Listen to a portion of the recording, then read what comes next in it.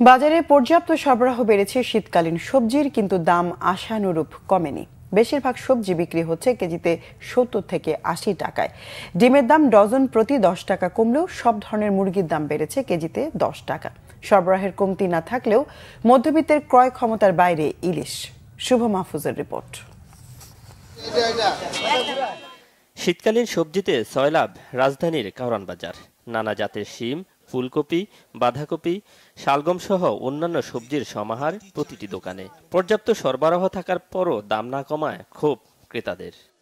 আমি আসছি মোহাম্মদপুর থেকে, আমি ওখানে ভাবছি যে ওখানে দাম বেশি, কারণ বাজারে যাই, কারণ বাজারে এসে দেখতেছি যে না একই অবস্থা। শীতকালীন সবজি হিসেবে এখনো আগের পর্যায়ে আসে নাই, যেমন নাগালের ভিতরে আসে নাই। এই যে শিম এখনো পর্যন্ত 80 টাকা চাই, ফুলকপি দাম একটু কমে নাই, ফুলকপি 70 টাকা বলতেছে।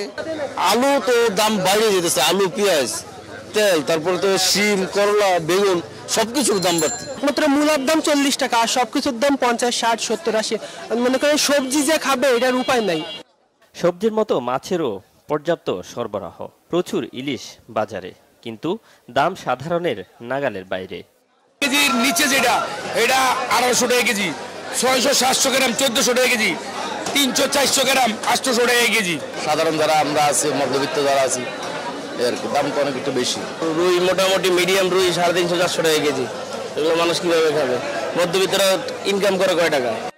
এদিকে কিছুটা স্বস্তি মিলছে ডিমের দামে। 2 সপ্তাহের ব্যবধানে ডজন প্রতি কমেছে 10 টাকা।